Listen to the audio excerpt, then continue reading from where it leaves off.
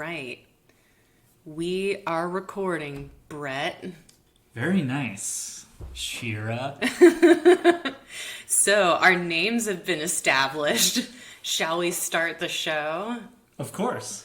Let's get started.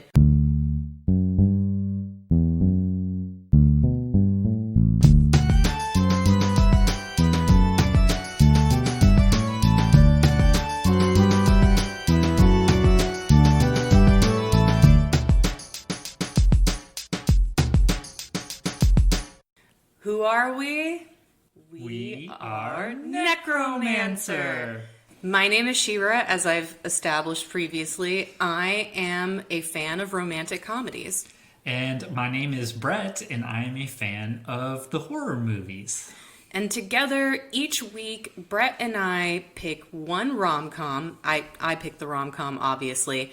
Bret picks a horror. We watch those movies, and, much like the mythical Necromancer, we then resurrect those movies in their opposing genre. Yes. We take that rom-com, we turn it into a horror movie that you've already been imagining while watching it. Or we take that horror movie and we put a romantic comedy plot over it, which I'm always imagining. Yes, much like a Necromancer, there's always a twist involved. There's always a twist, a little monkey paw setup. When you decide to bring something back to life, there's always a catch. And the theme of this week's episode is one of my favorite tropes in movies, which is false identities. In rom-coms, this is very popular, just somebody being mistaken for someone else, going along with the big lie, learning love, then having to confess that they conned everyone, but it turns out okay in the end. And then in horror, we've got some great mistaken identity twists or false identity twists, but that's usually something where you don't realize you're in a false identity movie until like maybe the middle or the end. Right.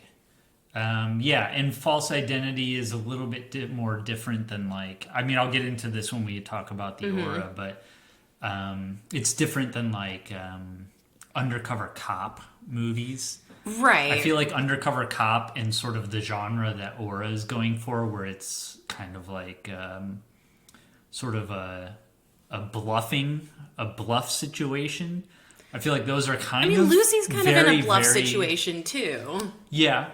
They're very similar kind of genres, but there's a little distinction there that really separates them. So you'd say like a movie like Kindergarten Cop is distinct because he goes in as the kindergarten teacher. Yeah, John Kimball, right? Is that his name? John Kimball. Yeah. The potty pooper.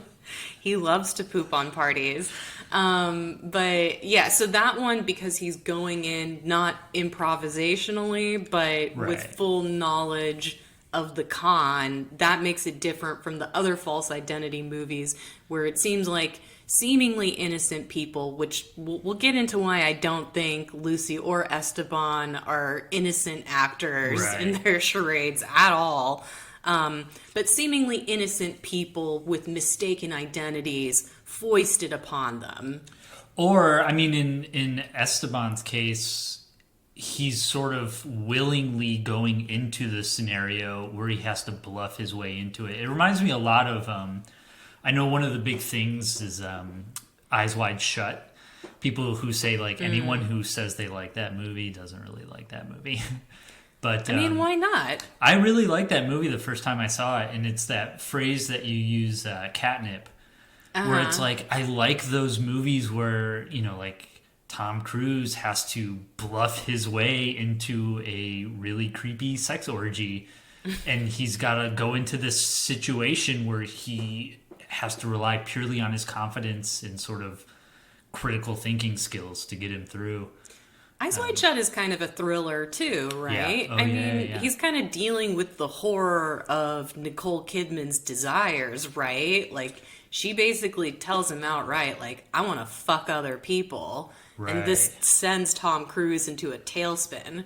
Well, yeah, and then once he goes to the sex orgy, stuff starts happening afterwards, and he may or may not be responsible for some shady stuff as a result. And yeah. I feel it's like a good movie. like the false identity premise. Like I know, like we've talked in the past of how thriller and horror, like a lot of people like to think of them as being separate, but I actually agree with you that thriller for me is really just a subgenre of horror. Right. And that's a thriller is where like those false identity plots really shine, or like people not knowing that they're living a false identity. That's always a fun extra layer on top.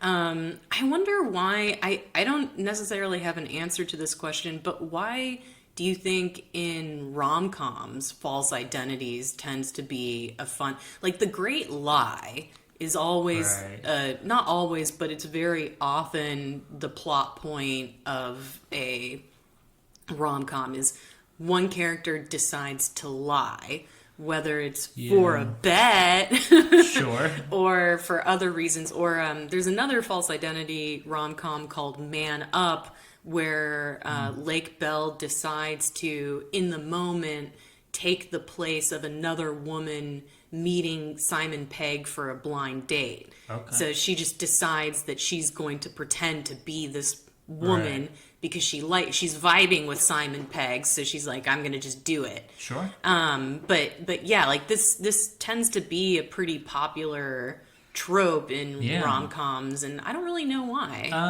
Well, I mean, I have nothing against against formulaic storytelling. I think, you know, when it's done well, when you use that formula right, it feels good. And one of the things that feels really good is when when you ratchet up that tension of, you know, their comeuppance is coming, and yet there's still that romance of the main character and their crush or lover are so meant to be that even when they admit their wrongdoing, like they'll still get together in the end. There's that sort of fantasy element of, like, you know, true love. Do you think that it's because all is fair in love and war, that if you're vibing with your true love in a lie scenario, that somehow takes away the moral ickiness? Yeah. I mean, like, I think this movie, I mean, we've talked about it before, I think, on this podcast, but like this movie or Overboard, those are very icky movies, but they're done with such charm and such innocence that, like, Yeah, I mean, it's cute. Overboard, while being one of my other favorite tropes in rom-com, head trauma is also an abduction movie as well. Right. Which, like, where, like, this man basically gaslights a woman and abducts her and forces her to care for his children. But yes, based on the charisma of Goldie Hawn and Kurt Russell, that's totally sublimated. Or even with Lucy, with Sandy Bullock, she's just so cute and charming. But I wonder, like, if we put Kathy Bates in the Lucy role, does it change? Maybe. Or like, what is it? What was that movie, Ma, with Octavia Spencer? Oh, yeah. Where she decides to infiltrate these teenagers' lives. Yeah, I think you definitely got to have a certain charm. Mm-hmm. You got to have a very innate likability to get away with stalking and lying. For sure. Trying to steal someone's... So, have you never wanted to steal someone's family before, like Sandy does? I don't think so. I had a pretty good family growing up, so I don't think I needed, you know... What about stealing someone's life of crime? Does that appeal to you more? That fantasy really resonated with me, because I think I'm a pretty smart guy in some aspects, and you always want to think, like, could I do it? Could I actually get away with it? And so it's kind of cool to fantasize about that, and in this movie he gets a chance to, like, actually see if he can do it. That's so interesting to me as far as, like, what is different. I mean, I don't want to make any generalizations about men and women, but I'll generalize about the two of us. You can go 90s comedian. Yeah. You know, men like to think, women like to feel. Women be shopping. No, but I find it interesting. So, like, for me, it's very relatable, this fantasy of Lucy, of wanting to steal someone's amazing family. Like, I've been in relationships where I, wasn't that jazzed on the person I was dating, but I totally would want to steal his parents. Like, oh my God, when somebody has amazing parents and family, oh yeah, no, I want to be right in there like Lucy, chuckling behind her Christmas present and stocking that she got on the spur for nothing, just for showing up. Right. Whereas I feel like it's more of a masculine fantasy, this idea of committing the perfect crime. I mean, I do still think about committing the perfect crime, but more so like how not to get murdered. Right. How not to get dirty johned. How not to get dirty johned. Exactly. But I'm not, I feel like if I were presented with Esteban's situation, I would say no to that. But yes to the Callahans, even though they're a little bit much. Gotcha. Well, yeah, I don't know. I guess I feel the opposite. You'd rather go Breaking Bad? Yeah, I'd rather go Breaking Bad. I really like that idea of just having to bluff your way into something and sort of act like you belong there. Yeah. No, I mean, again, like, it's so interesting to me where it's like, for you, that pull is towards a completely different sphere. For me, it's like this sort of like ideal domestic sphere that you could infiltrate. Right. Like, Lucy's kind of like out in the public desert, and then she gets to like go into this cozy little home. Yeah. Whereas Esteban has to leave home and go into the woods to find himself. It's like a very, very opposite but similar character journeys. So what movie do you want to get into first? How about While You Were Sleeping? All right, let's do it. Sure. You want to hit us with the summary? Yes, I do. So, While You Were Sleeping, Lucy. Oh, did you notice that they said her name like 12 dozen times? Oh, like Rick and Morty style? Yeah, like in the first 10 minutes. Lucy, Lucy, Lucy, Lucy. I just noticed that. Yeah, they barely say Esteban's name at all. I had to look it up. I didn't know it till you just said it. But I pretended like it. I bluffed my way into pretending. You know what's funny is I read an online review of the film that referred to Esteban as Julio. So even people who saw the movie are confused about what his name is. And then another review I read called him an unnamed man when they totally name him. Yeah, it's... but Lucy, they want Lucy, you to remember. Right away, right off the bat. Lucy, Lucy, Lucy. Lucy is a lonely, fair token collector for the Chicago Transit Authority. And she has a secret crush on a handsome customer named Peter Gallagher. It's all about those eyebrows. Yes. Although they are complete strangers.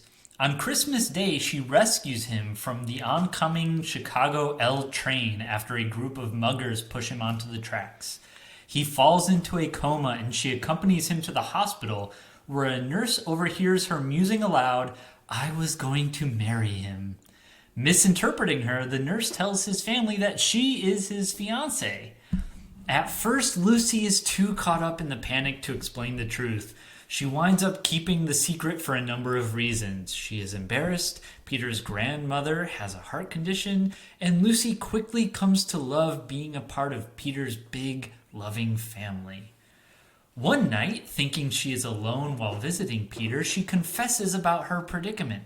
Peter's godfather, Saul, overhears the truth and later confronts her, but tells her he will keep her secret because the accident has brought the family closer. Aww.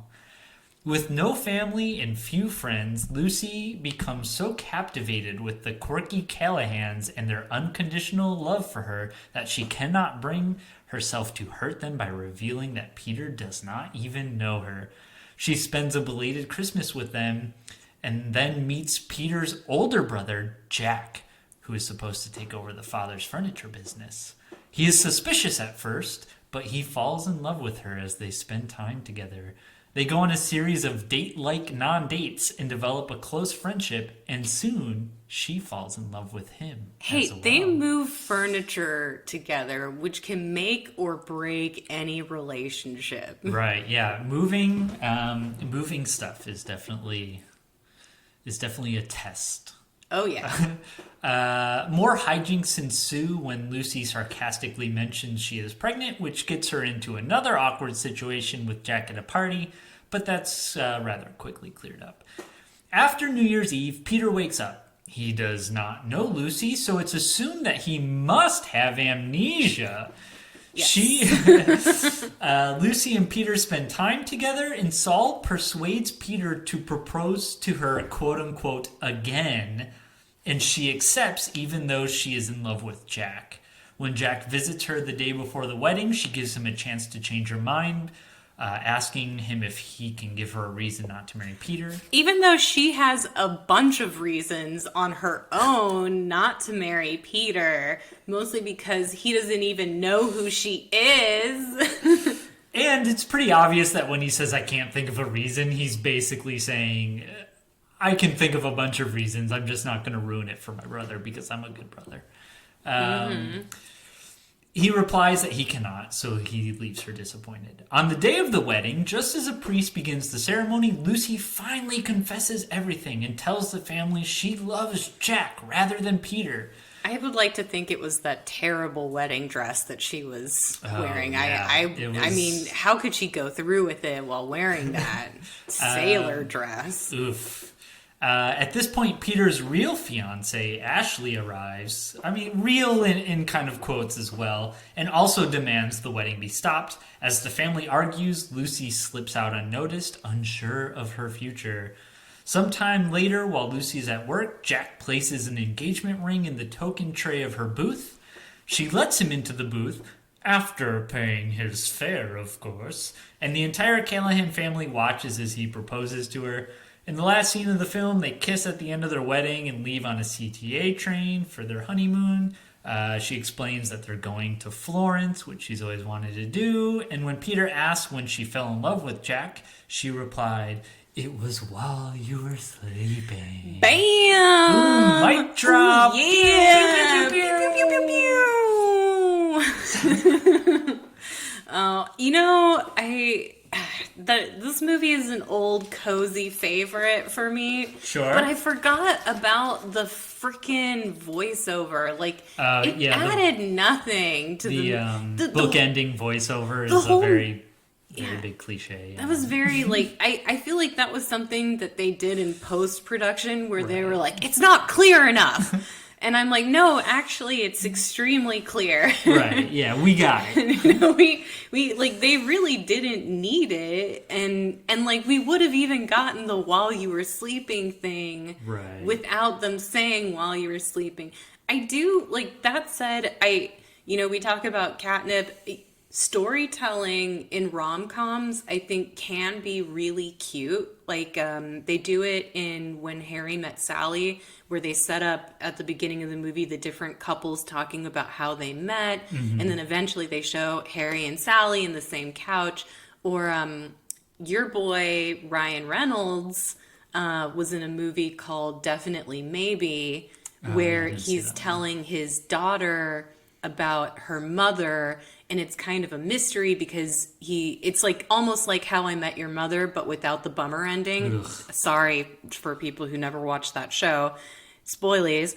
But he's telling his daughter about these women that he fell in love with, and then one of them is her mother. And yeah, so I think that storytelling in a rom-com can often be really delightful and whimsical, but this movie didn't need it at all. No.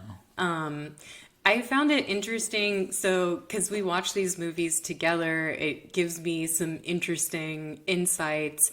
I like that both Lucy and Esteban take their victim. I'm going to just call them victims. Sure. Because even though Lucy doesn't push Peter onto the tracks, I would like to think that she wished so hard for them to have an interaction that fate gave them, like, oh, here's your interaction. So, I mean, like, you know, she didn't push him onto the tracks, but karmically, she like totally... the invisible Groundhog's Day genies. Yes. You know, like that movie has an unexplained sort of just gimmick. Exactly. Like, the whimsical lords of fate pushed him onto the tracks and gave him a head trauma so that the plot could proceed. But yeah, she takes her victim's wallet to investigate his life, goes to his apartment, like does a bunch of really terrible things, and then completely gets away with it. Yeah, I always get super nervous and just antsy about certain things. Like, I don't know. I watched Barry. I binged the whole Barry season, and that show really ratchets up the tension. But I like it. But in movies like this, where they ratchet up the tension, and it's like she has to finally confess that she's been lying the whole time. It just, I don't know. It makes me squirmy and antsy, and I just don't like it because. Especially when it can all be solved with one quick line of dialogue, especially right at the beginning. Like, all she has to do is go, no, I'm not. But she just keeps digging that hole deeper and deeper. But I will say that her final admittance at the wedding, where she kind of pours her heart out, it was charming enough. And Sandy B is so charming that, like, you feel for her when she's like, I just wanted a family. I have never had a family, and I just wanted to be a part of something. And, you know, it's kind of hard to be. I think that's the part of the movie that really works because, I mean, honestly, I mean, Peter Gallagher does some career best work with his eyebrows.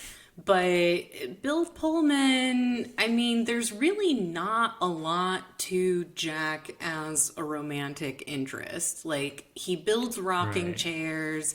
He has unrealized dreams and potentials. He's jealous of his brother. And there's, like, just the actor chemistry. But really, everything kind of hinges on her desire for this family. Right. And I feel like that's the part of the movie that really works. Like, I think some of the best rom-coms, like, I mean, like, you can make the same sort of criticisms about any rom-com movie. Like, they're formulaic, they're sappy, they're this, they're that. But for me, like, all of those objections and criticisms don't matter if the movie is working in important ways. Like, and the ways that I think a rom-com works particularly well is when it's not just about the romance between the protagonist, but all the relationships in the film that go across divides. Like, I think a lot of rom-coms are usually about more than just the central romantic relationships. Like, if there's a relationship with the parents or with other people within that ecosystem, it usually makes it feel more complete and alive than if it's just driven by the romance. Yeah, I agree. You saying that just reminded me of The Big Sick. Did you watch that one? Oh, I didn't get a chance to see that, but, like, again, that's really about the parents, right? Yeah, his relationship with them. I mean, they have enough little bit of screen time that you kind of develop a relationship with Kumail and the Emily character. But yeah, it's very interesting how he spends more time with the parents, and you kind of, you know, hope that they get together because he starts to get along with them so well. And yeah, it's nice.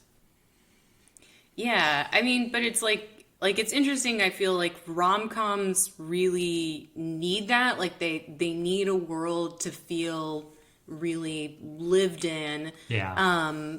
but not so much with horror and thrillers. Like, I feel like with horrors and thrillers, you can paint the supporting characters in broad strokes and not necessarily give them a lot to do or a lot of value.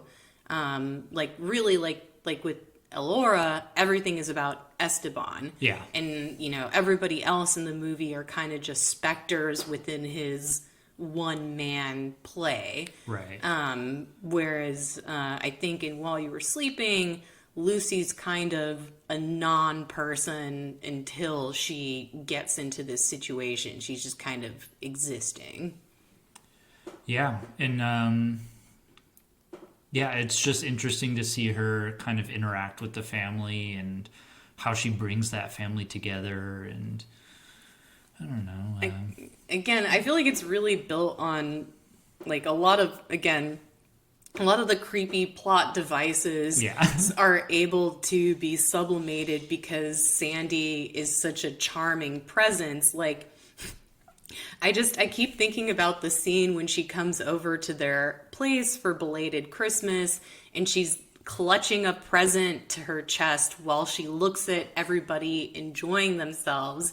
And I feel like only Sandy Bullock could pull this off and make it look endearing and not creepy, like she's just looked at everyone and decided how they're going to die, Sure. Well, yeah, it's a charming little moment because she doesn't care what's inside the present. She's just happy to have any present at all. It's her gift. Her gift is getting to see a happy family together. It's nice. You keep mentioning Peter Gallagher's eyebrows.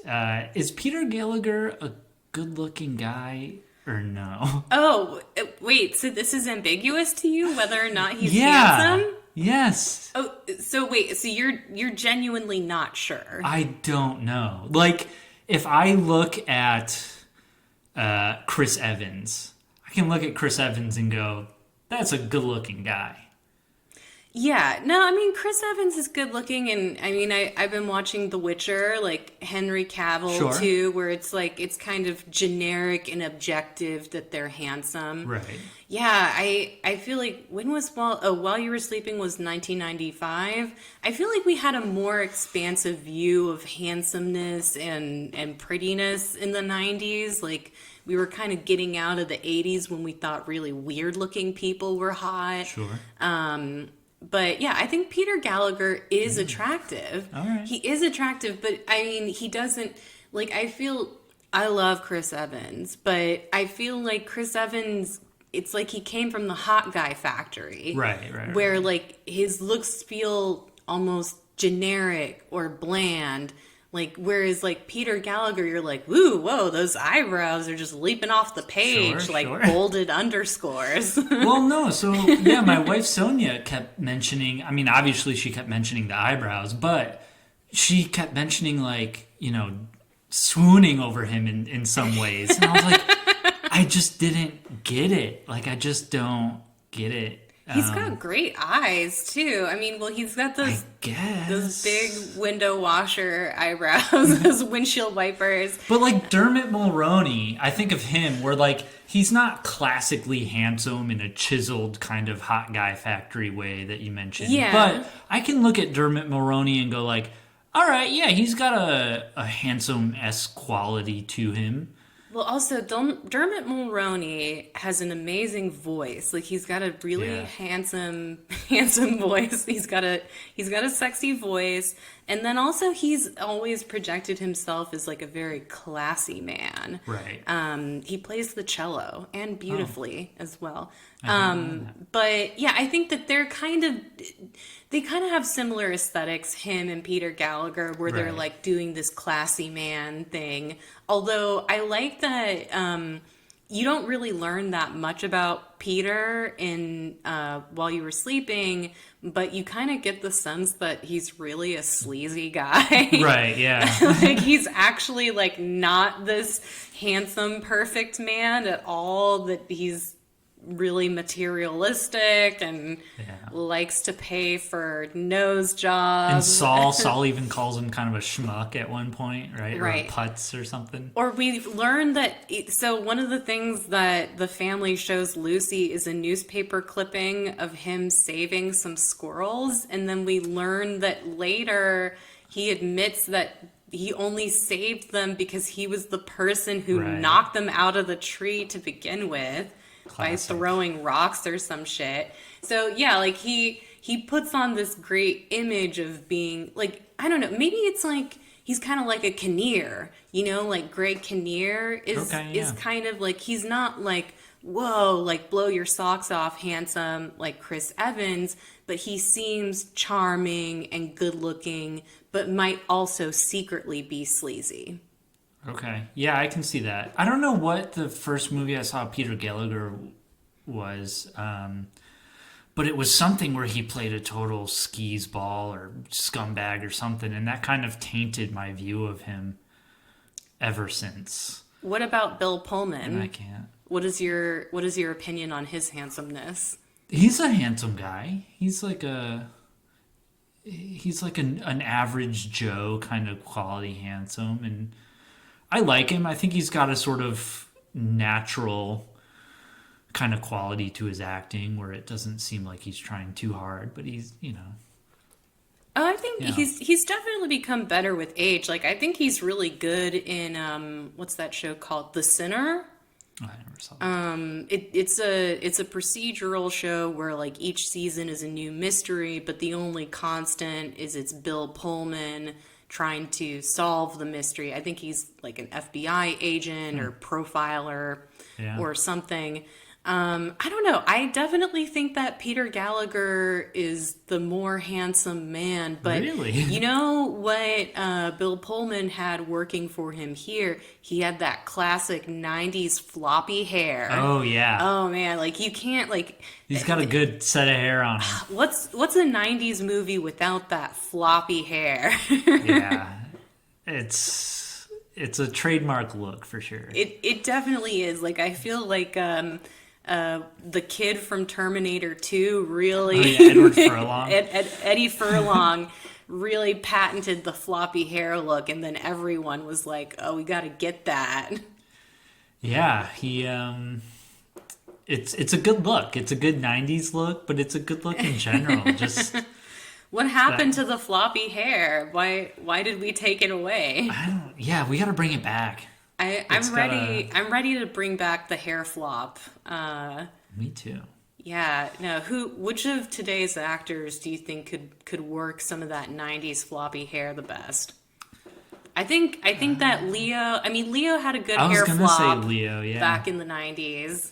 Yeah, his Titanic, right? Titanic was a bit floppy. So floppy. Yeah. And in Romeo plus Juliet too. He was definitely working with some hair flop there. But yeah, you have to have like really straight hair, I feel like, to get the good hair flop. Yeah.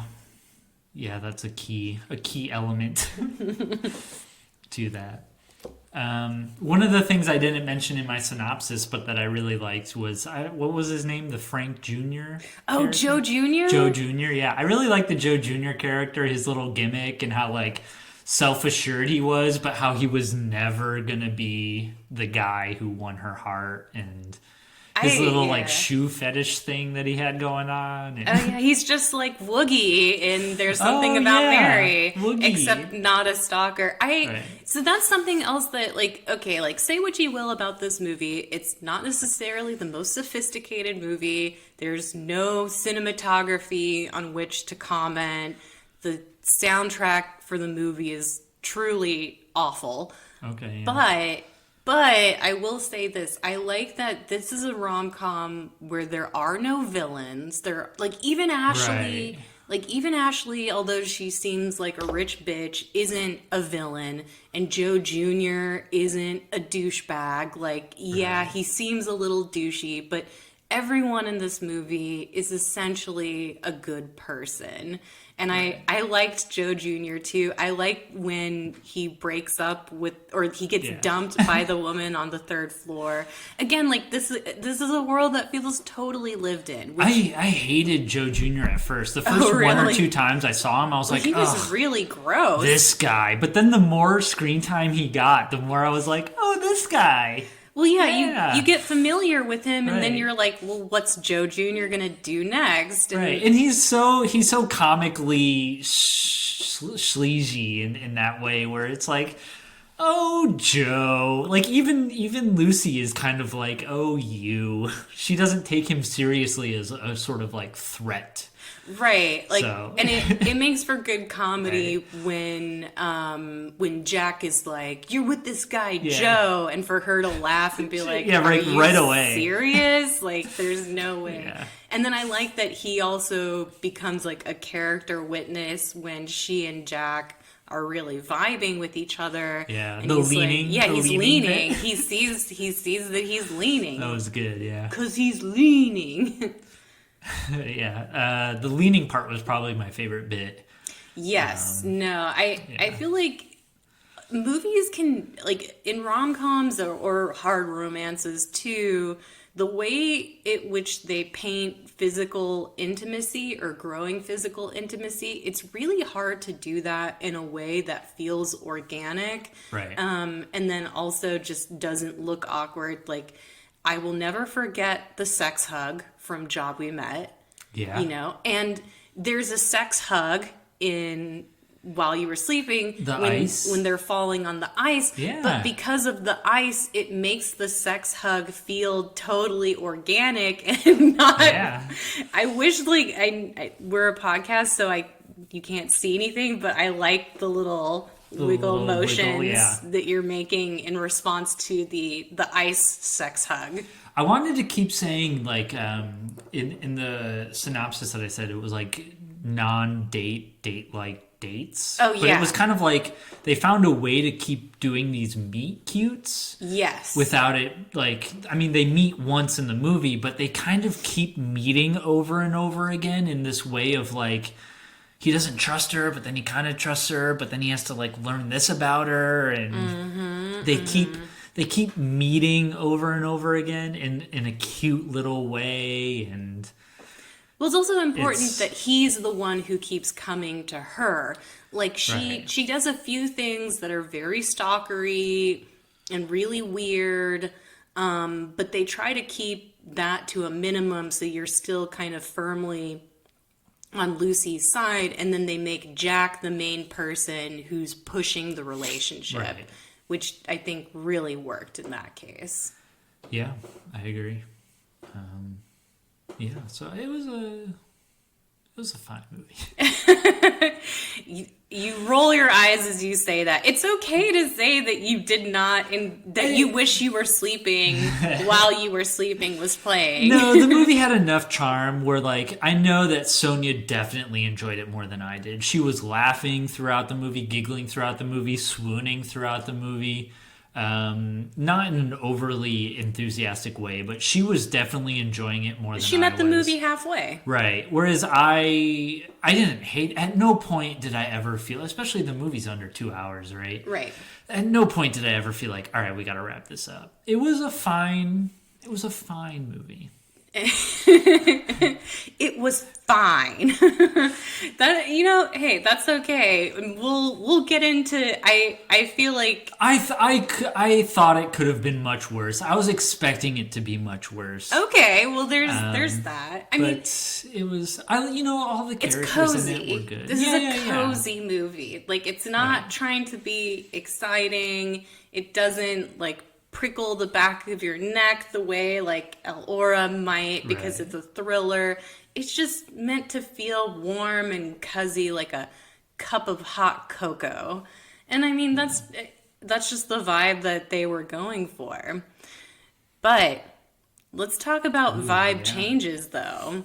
Let's talk about what would happen if While You Were Sleeping were a horror movie. Sure. Should we do that first, or should we say who we would kill from the movie first? Oh, shoot. I forgot about that. I have a character right away, though. Okay, yeah. Tell me who you want to murder. Saul. Oh, God murder dang it, Saul.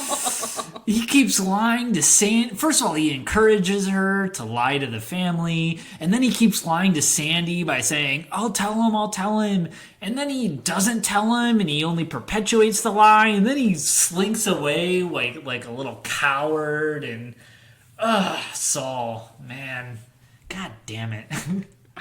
Yeah, I mean, I would get rid of Saul. That's fair. Like, I mean, and also he's not realizing that his machinations make it harder for Lucy and Jack to be together. He's just a meddler. He is. He is trying to help, but at the same time, he's gotta go. He's got to go. He's gotta go. The fucker's got to go. What is that from? I don't remember. This is the end or something? Maybe. Yeah. He's got to go. I don't remember, but I like that line. I actually kind of want to kill Grandma. Okay. I felt like she wasn't as funny as she could have been. Like her grandma asides, like when they were at the table talking about how tall actors were, or who this person or that person. I just didn't think that she was that funny. And then I was like, you know what? Kill her of a heart attack. I don't care. She's got that heart problem. She's just got to go. Yes. No. Yeah. No heart problems. No more. Heart solved. Problem solved. You no longer have to lie. Did you want to go first, or did you want... I'm really curious about your horror version. Okay. I had a really hard time with this one, and I wish, like, part of me wishes I could really delve into the specifics, but I had to keep it a little vague in some aspects. Okay. Because I couldn't devote the time into getting that really nitty gritty kind of El Aura details that I wanted, but I like it. I'm just gonna keep the title While You Were Sleeping. I think that's a really solid title, especially for a horror movie. I think it's very ominous. Actually, it is a good. It's too bad While You Were Sleeping snatched that one up out of the pile, or else we could have had some good While You Were Sleeping franchise horror movies. Yeah. So Lucy. I'm actually. Both of my movies have a lot in common. So Lucy has everything going for her. She's got a good... So this is unlike Lucy in the... Unlike Lucy in the rom-com version. Lucy's got everything going for her. She's got a good job with a big account that she's about to close. Oh, the big account. The big account. She's got a fiance who loves her very much. Is it Peter? Sure. And she just bought a new house. So she's got... everything. But then while taking the L one day, and this is going to be sort of like... so we're still in Chicago. We're still in Chicago, awesome. But the L does go underground for a bit. So this is going to be one of the underground parts of the L. While taking the L one day, someone mugs her, takes her purse, which has all of her identity and stuff in it, and pushes her onto the tracks. And she falls, she hits her head. Oh, shit. She sort of blacks out, she's in a coma, but then we get this POV and sort of these silhouette shots of this weird monster-like creature coming and going over her body, and maybe it's like gonna eat her. But then the train starts coming, and the monster runs away, and then someone notices her on the tracks, and they save her, or the train stops, or what have you. I'm imagining a Pan's Labyrinth, like, practical effects monster. Yeah, very creepy, very, what's his name? Doug Jonesy. Yeah, Doug Jones will do anything with a monster suit. For sure. So Lucy is taken in as a Jane Doe, where she's in a coma, and she wakes up several months later. And after she wakes up, she goes home to her quote-unquote brand new house, but there's like police tape all around. Oh, shit. And so she sort of uses a hidden key that she planted earlier, but she finds no signs of her fiance or that anyone's really been living there. Just like all this police type stuff. So then she goes to work where she's really like stared at and Like they don't know who ogled. she is? No, they know who she is, but they're like, what is she doing here? So then she's brought into her boss's office, and her boss essentially like scolds her and is like, I can't believe you would come back. Can't you believe you'd have the cojones to come back after what you did to the big account? It was in the palm of your hand and you just blew it off. Like, what happened? So there's some gaps. And while the boss is talking and scolding her, he's basically buying time for security come to escort her out. And it's basically alluded that, like, she ruined everything at the big account. And then she calls her fiance and is on the phone with him, and he's like, I don't want to meet you. I don't want to do anything. And she's like, oh my God, I just need to meet. I need to talk to someone, da-da-da. And he's like, fine, I'll meet you at this restaurant or something public. So they go to meet up for lunch, and he basically says, like, after the way you treated me, I don't ever want to see you again, blah, blah, blah. And he basically storms out on her. So she goes back home and she turns on the TV and she sees that she's wanted by police for committing a string of child kidnappings. What? Whoa! And so she goes, and so then the police show up, right? Because the fiance probably called the police and was like, As one does. She showed up at this place, so she's back on the prowl or something. So the police come to her house, and like there's a little chase scene involved where she's got to run away through these neighborhoods and stuff like this. And Lucy decides, like, shit, I don't know what I'm gonna do. I'm gonna go back to the subway where it all started. So she goes back to the subway where it all started, and there's like a little bit of a crowd and whatnot. And then she sees in the crowd herself. What? And so herself slinks into the subway and like is walking through the train tracks through that like grimy part of the subway. Oh shit. And so Lucy follows herself in her doppelganger. She follows herself in, and she sees that like this Teenage Mutant Ninja Turtles underground layer of like, you know, or like Punisher Warzone. They must have pizza, right? Right? Tons of pizza boxes around, and like the rat who eats pizza, or Splinter. Splinter, yeah. And basically she discovers this like ancient doppelganger body shifting monster thing, and it's got a kid that it's kidnapped, and like obviously there's like is bones it like a Lovecraftian around. Monster? Yeah, very kind of old school Grimm's fairy tale-esque. Oh yeah. But then, so she sees the monster, and it's got this like kid trapped in a cage or something, and he's like basically taunting the kid and kind of like picking at bones and like, I'm gonna eat you, but he doesn't really talk. I guess he'd have to talk though if he pretended to be Lucy and ruined the big account and all that. But in monster form, he doesn't talk. Yeah. That makes sense. And so then the monster leaves, and Lucy comes and has to like save the kid, and she's trying, and she's got to like do all this stuff to save the kid, and she's panicking. And right as they're about to escape, the monster kind of comes back and is like, whoa, she took my kid, I'm gonna chase him. And so then there's another little mini chase in the subway, but they escape because the train comes and kind of like separates them, that classic trope. So she takes the kid to the police and is like, I found this kid, the kid was kidnapped. And the police are like, shit, you're the one who kidnapped her, let's throw you in jail. So she gets thrown in jail, and then this detective shows up. Oh, by the way, there's going to be a detective subplot through the whole movie that I didn't really work out. Are they romantically linked? No. Oh. But there's this detective subplot throughout the whole movie that I needed for the very end, but I didn't realize that until But the suffice very end. to say, the detective is tracking her every. Suffice it to say, while all this is going on, there's little scenes of a detective kind of putting stuff together. So then the detective shows up, and he goes to pick her up and takes her away, and he's like, I gotta transfer her to downtown or whatever. And then the cop starts driving to a secluded area. Oh, what? And the cop is really the shapeshifter. Ah! And so then she escapes, and there's like a little mini chase, and they go to basically the train yard where all the trains are kept, and there's more kind of chasing. Oh, that's a great showdown spot. And fighting. Yeah, remember that Noir Trapped that we saw? Oh, that ends in the train, yeah, too. I thought about that, too. Yeah. But then essentially she pushes the monster or something, and it falls on the tracks, and a train runs it over. And then she's staring nice at the... callback. Right. And then she's staring at the dead, disfigured, shape-shifting body, which is probably like the Thing, where it's like a bunch of different human forms kind of all meshed together and stuff like that. Like an Akira monster. Yeah, definitely. That blobby kind of grossness. And then the cop shows up, and the cop sees the monster.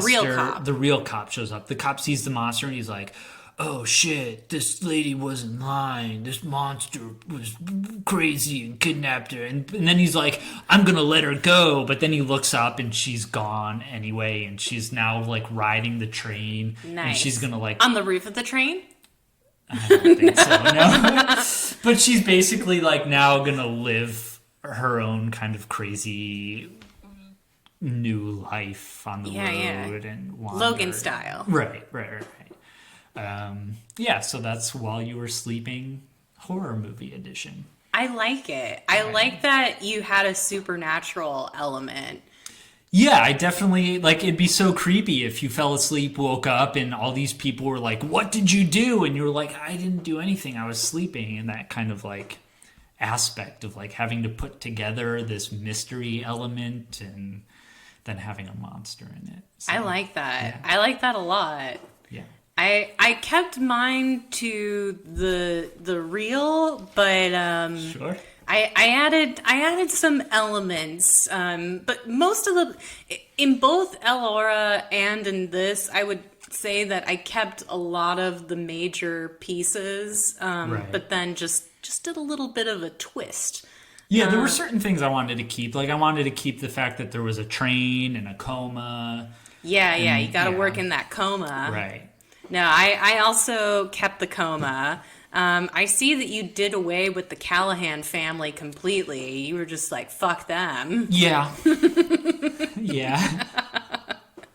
I thought about it. I thought about having like a family type aspect or like a Hills Have Eyes or Texas Chainsaw like if Callahans were murderous. Right. That crossed my mind too, where I was like, what if the Callahans loved killing people? But I actually ended up not using them that way either. Gotcha. So I agree with you. While You Were Sleeping is a pretty good title in itself, but I, again, just decided to do a little bit of a twist. This one's called While You Were Dying. Ooh. And the first part of the movie is actually from Peter's perspective. Okay. So first act, Peter Callahan, he's a successful lawyer in Chicago with a great apartment and a trophy girlfriend, but he's also a sociopath plagued by American Psycho-liked ennui. His material life will just never be enough, so he decides he wants to commit the perfect murder. And then he picks CTA worker Lucy as his victim because she has no living relatives. And then he also intuits that Lucy has a crush on him, making her an easy target. Ted Bundy style. Yep. So Christmas Day, Peter plans to murder Lucy, but some ruffians, those Chicago ruffians, knock Peter out and push him onto the tracks. Lucy saves Peter and follows him to the hospital where, again, we learn that Peter's in a coma, and then the confusion happens once more where Lucy is mistaken for his fiance, and then she decides to go along with it when she finds a photo of herself in Peter's wallet, because remember, he's gonna kill her. Right. But she's like, oh, he's into me too. So she thinks that means he's into her. She almost doesn't get away with it, though, because Saul hears her telling Peter the truth while he's in his coma. But then Lucy pushes Saul off the roof of the hospital. So this is to prove not only does Lucy think Peter is in love with her, she is also a sociopath, a murderous sociopath. But, she's Sandy Bullock, so she's so cute. Right. So now we're into the middle act. Lucy is infiltrating the family while she tries to piece Peter's life together from her findings. She goes to Peter's apartment and she walks into his walk-in closet and finds a murder shrine with lots of pictures of her with her eyes scratched out. But again, Lucy misinterprets this. She misinterprets this as meaning that Peter is like really into her. She's like, oh my God. I mean, why doesn't my boyfriend have a murder wall of me? I mean, when I was reading, it's like a popular Netflix series now, You. A little bit, yeah. But when I was reading the book, I kept joking with my boyfriend. I was like, why aren't you systematically trying to eliminate every obstacle between us? Like, do you even love me? But no, don't actually do that. So meanwhile, while this is happening, Lucy is also getting really close to Jack, just like in the first movie. Sure.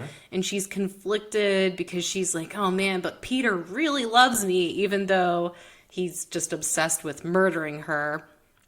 And then Lucy's neighbor, Joe Jr., keeps trying to butt into Lucy's interactions with Jack. So one night she invites Joe into her apartment and shoots him with Drano before stuffing him in her closet. Okay. I felt like, although there's a lot of tension to be had from Lucy misunderstanding that Peter was planning to murder her, I didn't think that the movie would be interesting if I didn't murder at least one person per act. Right. So, we gotta get... Joe has got to go! Joe's got to go! And then New Year's Eve, Peter wakes up. So that brings us to the third act where Peter, he's seeing his whole family in the hospital and Lucy too, who they insist is his fiance. Peter only remembers that this is the girl that he wanted to murder, but now he's so close, he decides to go along with the charade. Whoa. They decide to get married the next day, even though Lucy is now in love with Jack. Having killed two guys already, Lucy knows what she has to do, so she goes over to Peter's apartment the night before the wedding. Peter also thinks this is the perfect opportunity to murder Lucy. So they're about to meet knowing that not knowing that the other person is going to try to murder them, but they've got murder on their minds. Right. Actually, Lucy and Peter in this version are really perfect for each other. They're kind of simpatico in their objectives. So Lucy still thinks Peter is in love with her right up until they begin trying to stab each other with kitchen knives. I know I did the kitchen knife fight in my remake of Job We Met, but it's just so much fun to get two people in close quarters trying to stab each other. Yeah. So she manages to mortally wound Peter, and with his dying breath, he asks her, when did you know I wanted... I can't. When did you know I wanted to...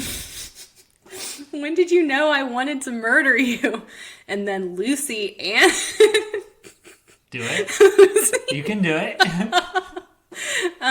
Lucy answers, it was just now while you were dying. Oh, pew, pew, pew, pew, pew. Pew, pew, pew. And then she stabs him in the heart. Yep. The end. The end. I mean, the romantic plot with Jack is unresolved, but we'll just assume that they get together after this. But I really, even though I hated the voiceover in the movie, I decided, I was like, fuck it, let's work it in. You could have a mid-credits scene or something where her and Jack are together, but then he sees a wall, like a murder shrine of him, and then Lucy's behind him. Oh, that would be amazing. I would love, mid-post credits with that. That would be great. But yeah, while you were dying. While you were dying. I like that. That's good. Oh my god, you're gonna probably hate what I did to the aura. I don't know. Mine's a pretty classic rom-com. Again, I had a lot of trouble with that one and working out the romance side. I got the comedy side down pat. Right. You'll see. But the working in the romance part was hard for that one. But yeah. So I feel like we effectively raised While You Were Sleeping into a horror. Yeah, for sure. With monsters, with stabbing. I don't think we could have done better. No, I agree. It was a really tough one to tackle, but I'm pretty pleased with how they both turned out. They're both very watchable movies. Oh yeah, I mean, and they're good movies for trying to turn them into horrors. Um, all right, so shall we go on to The Aura? The Aura, yes. So I'm curious, what made you interested in picking this movie? You'd never seen it before now, right? I had seen it. Oh, you had seen Yeah, it. yeah, a long time ago when it first came out. That was in my Blockbuster days when I got free movies, free movie rentals. And I just picked it out of the blue. It was a new release, and I said, hey, I'll give this movie a shot. It had, the cover is like the guy with the gun to his head or something. And it says The Aura, and I was like, that's weird. And yeah, so I gave it a shot, and I remember really liking it. And like I said, it was that catnip movie for me where a guy has to bluff his way into a situation. And I also like movies that kind of take place all from one main character's point of view. Right. They kept it very tight to Yeah. Esteban. Like, we saw... I don't think there was a single scene that he wasn't in. Like, no, like, expository thing that would have... Like, even when there were scenes with other characters, you were with Esteban watching them. Yeah, and that's also another thing that I just really like in movies that can do that as close as possible or do it completely. And so it's just, I remember it being very tense and very much a slow burn kind of thriller. But when you said False Identities, that's kind of the first movie that popped to my mind was like, oh yeah, this guy is pretending to be someone he's not. And he's got to kind of bluff his way into this situation. But he has a unique set of skills that make that possible, which I think is also interesting. Like, and I felt like they did a good job of showing why Esteban was uniquely suited to bluff his way into this situation. Right. But he also, like, he was what drew me to him was he's a very quiet character. And he doesn't talk when he doesn't have to. And a lot of the times he lets the other characters talk for him. And so they kind of, like, talk their way into a situation. And he kind of just goes, that's me. Right. Yeah. Well, they give him the information he needs to know. Right. I'll tell you what else I liked about this movie, even though I will admit, speaking of sleeping, I did fall asleep during the last 30 minutes. It's a very quiet movie. Even when it's tense, it's very quiet. Here's what made this movie uniquely positioned to make me fall asleep is it has... well, in the beginning and the end of the movie, they play this Vivaldi piece, which, classical music. And Vivaldi is up there for me. There's so much more than the Four Seasons. But other than the Vivaldi bookends, the score for the movie is this kind of ambient tone, which sounded like it could have been one of the tones in a white noise machine. And if you're not fully engaged with the movie... It is soothing enough without the gunshots. And the movie's very gray. Yeah, the movie is very gray. Like your the brightness of your screen, the ambient tones. It's very quiet. The characters mumble a lot. There's many meditative moments among trees. So it is uniquely positioned to where, like, if you're tired, if you're sleepy... A lot of this movie might happen while you were sleeping. Sure. But no, I agree that it's a really interesting movie. And it actually, I think in Latin America, it got some awards and nominations. But I know I talk all the time about how I hate it was all a dream setups. And I feel like this movie did a really good job of not doing that, but still making everything feel dreamy, or as if everything that proceeded after he had a seizure in the forest, was it real? Was it a product of his mind? Did he manifest his dreams and desires into reality? I mean, none of those questions get answered, but that's totally okay. So it has a dreamlike feel without the cop out of, oh, it was all a Right. dream. Esteban was fantasizing. Yeah, Yeah. like, which I felt like I would have never- really insulted me. I if never they got did- that it was all in his mind. Like, I never thought for a moment that I maybe don't- this was all a product of his I don't think aura-esque hallucinations. I don't think it's that so much as like, was what happened really authentically the result of just, events in reality, or were events compelled by Esteban's most secretly wished for dreams and desires? Because the movie begins with him waking up from a seizure, and then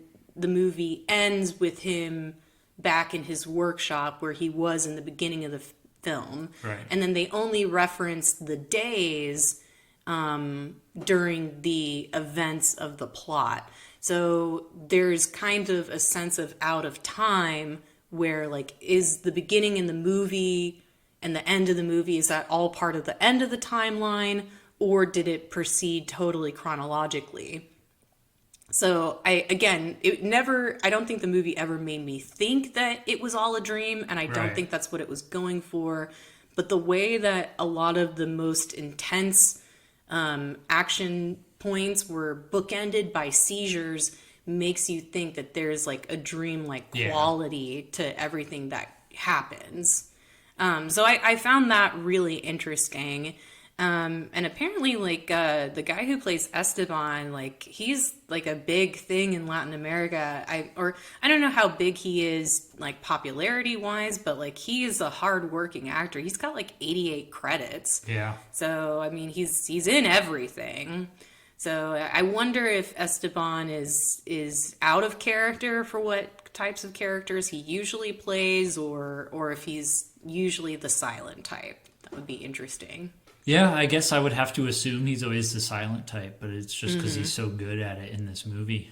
But yeah, who knows? He could be a very charismatic actor in most of his movies. Perhaps. All right, so should we get into the summary before we go further? Yeah. Okay.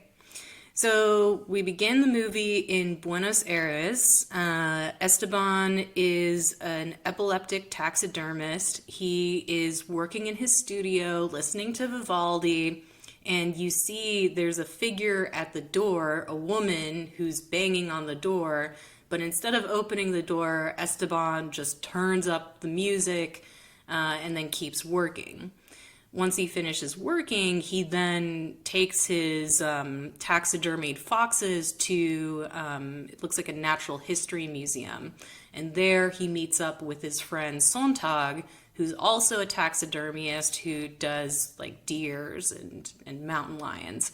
While they're waiting for their checks, Sontag invites Esteban to tell him how he would steal the money from the museum.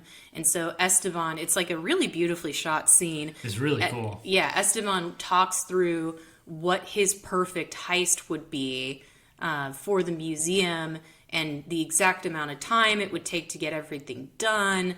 And we learned that Esteban has, I don't think he has photographic memory. I was trying to look it up. I think he has something called like hyperthymesia, which is where you have like perfect autobiographical memory. Right. So Esteban remembers everything that he has seen and done, to the point where Sontag asks him for the serial numbers on the briefcases with the money, and Esteban is able to recall it with perfect clarity.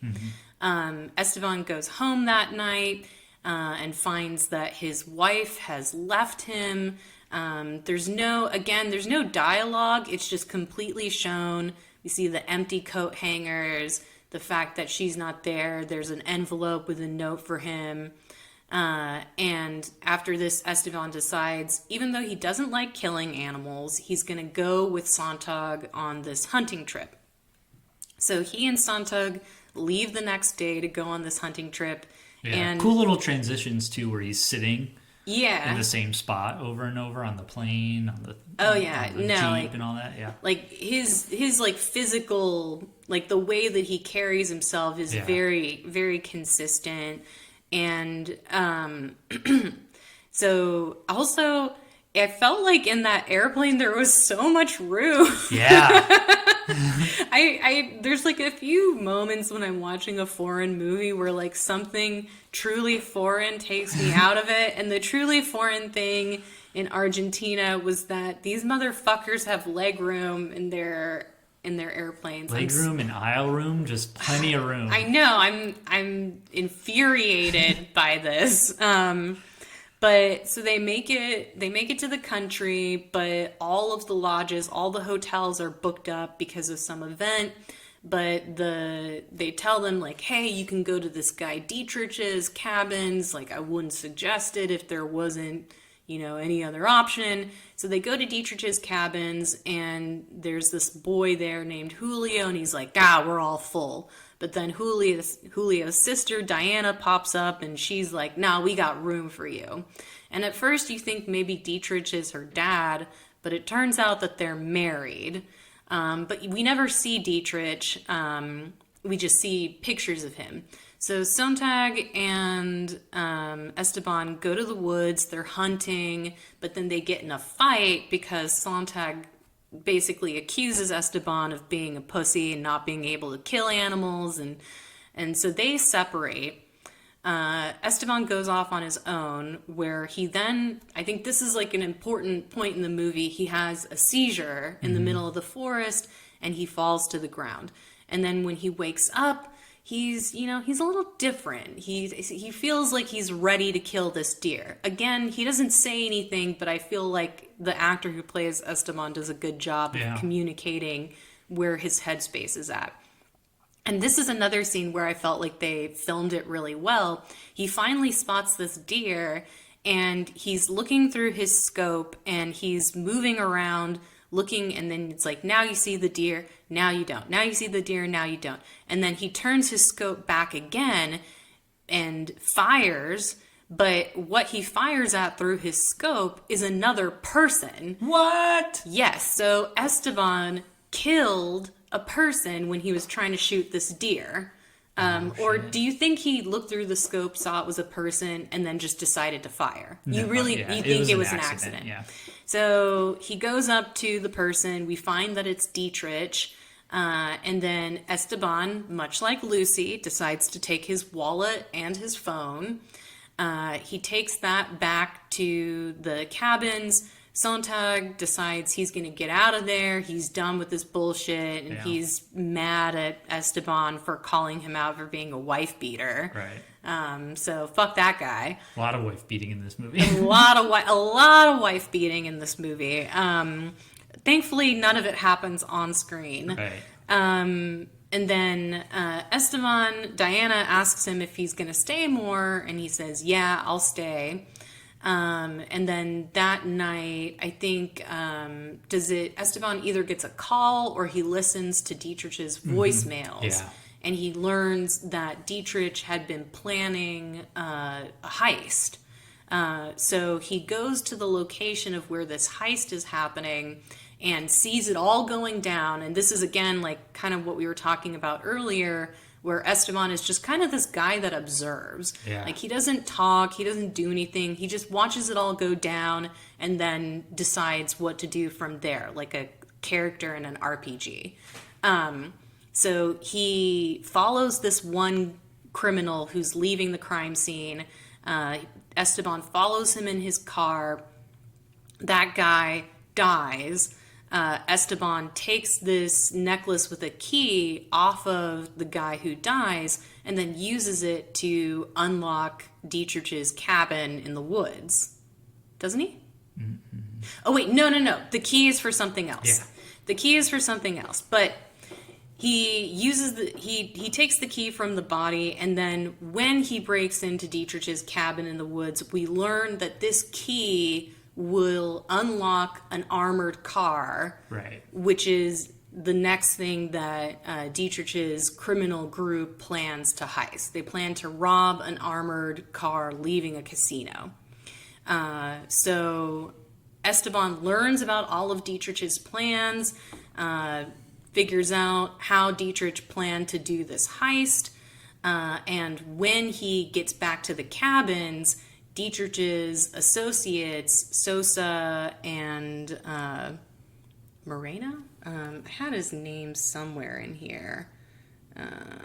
What is his name? Montero. So Sosa and Montero are there. They're looking for Dietrich, but Dietrich isn't around.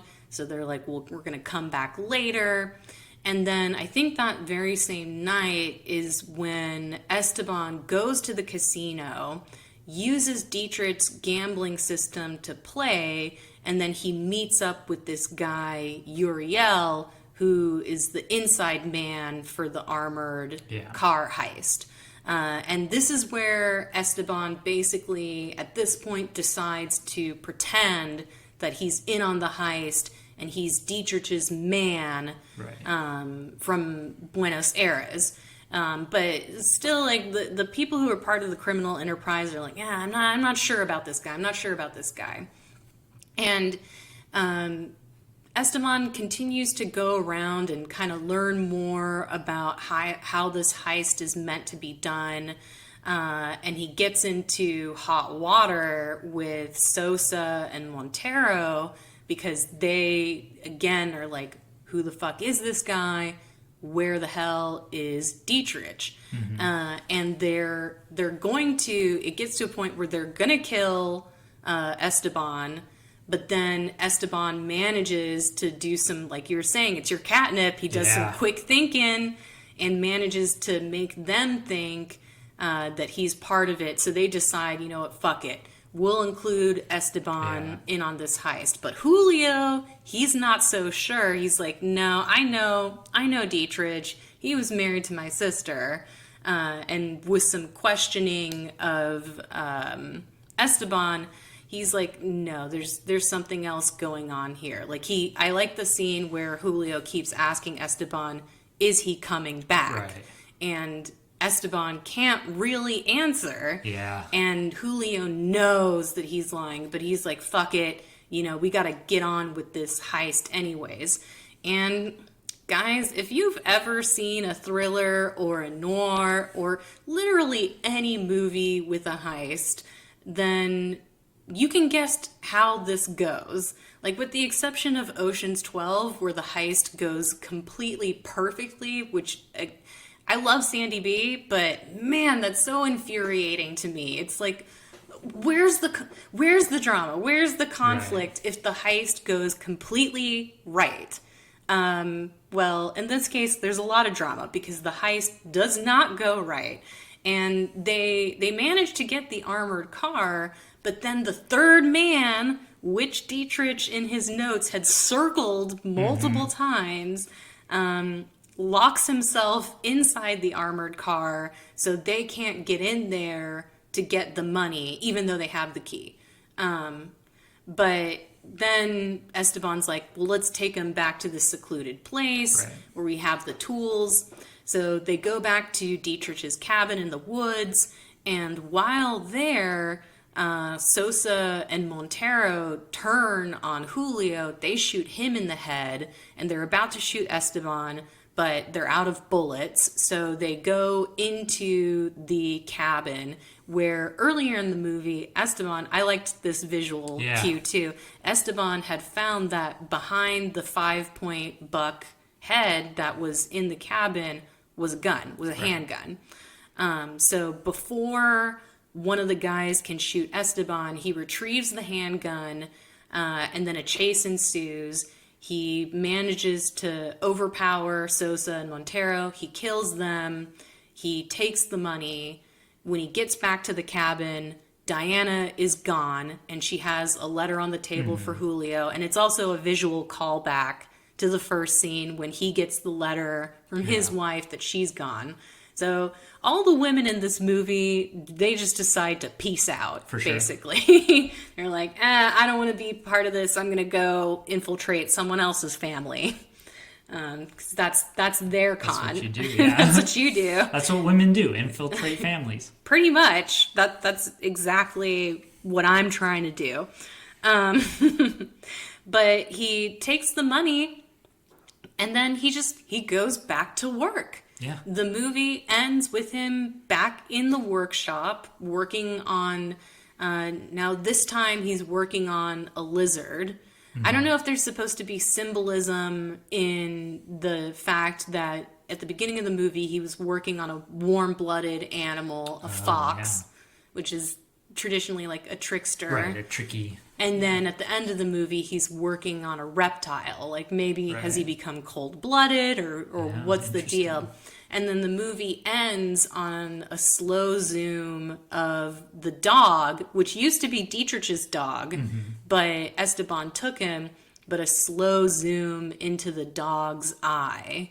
And then the movie ends. Yeah. So I think it's easy to say, or I think it's easy to say that Esteban never cared about the money. Right. It was all about the thrill of the heist and to see if he could actually do it, to see if he could outsmart the cops and the bad guys and plan it. And I mean, they never even show that he has the money. They show that he has a bag and it's assumed that he has the money. I kind of like a version where he never gets the money and it's kind of or all he just for leaves naught. it. Something like that. But yeah, because maybe he didn't know how to get into the armored car or something, but yeah, I don't know. But yeah, I just like how this guy kind of goes on this really tense sort of, quote unquote, wacky adventure, but then it's kind of like he also then just gets to go back to being normal. But is he? I mean, some important things have changed. Like, he's working on a different animal, and then also he's acquired the dog. But I mean, essentially, he's going back to his normal life and his normal routine, and I don't think he's going to be doing any more heists anytime soon. I don't think he's going to be going around killing. Like, I don't think he's got a bloodlust in him or anything. I think he's just kind of, like, satisfied that, yeah, he got to do it, and he got away with it, and meh. Now it's just like he crossed it off his bucket list.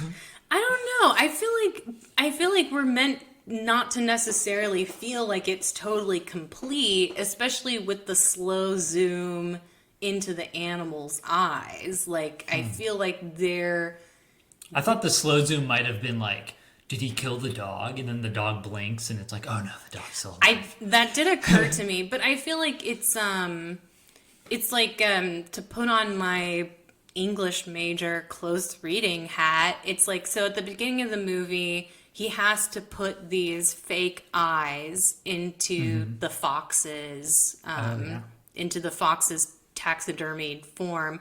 And so there's this sort of like, it's artificial. Right. It's a reproduction of the real thing. And then at the end of the movie, the real thing, which is the dog, is there in the corner.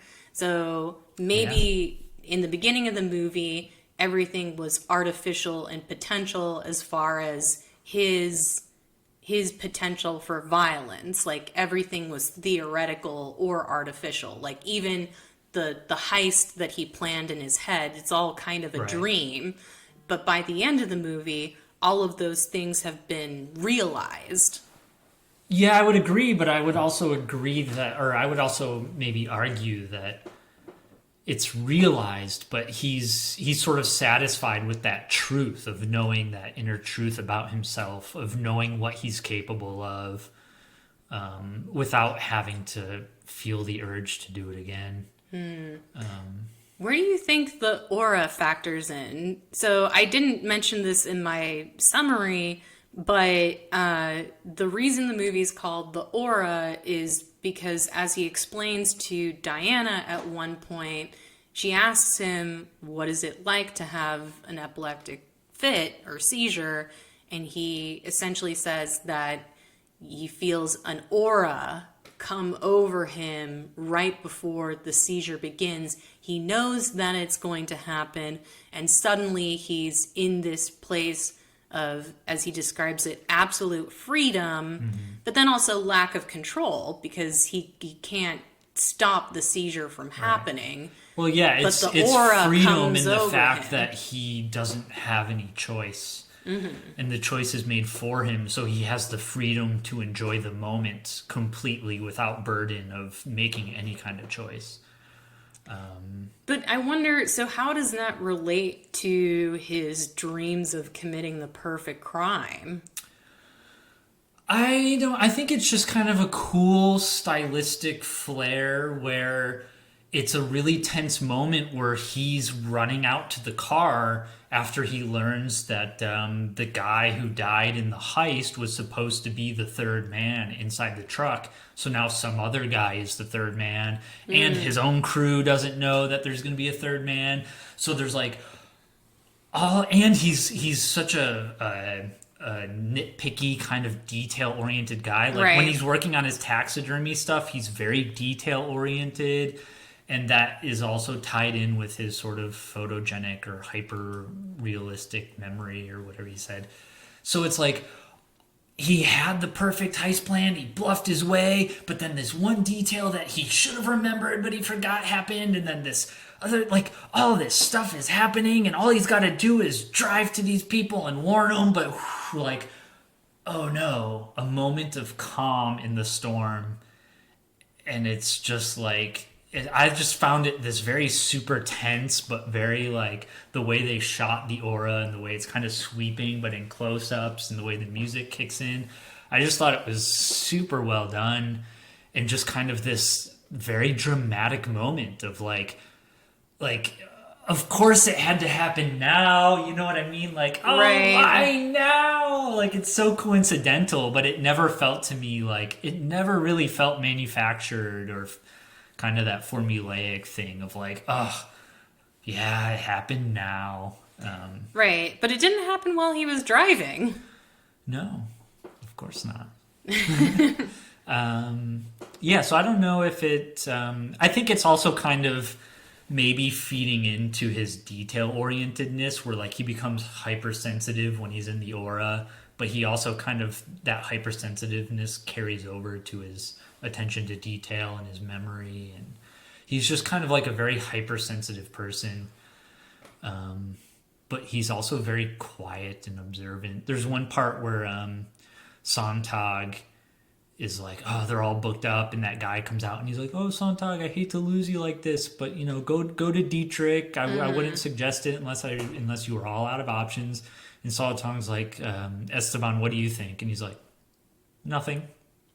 And I thought that was a really cool character moment, because he's just like, I don't care. Like, I don't have any thoughts about this, you know? Like, he really doesn't. Yeah. He's very much like, go with the flow. Do you think he's autistic? I got that vibe.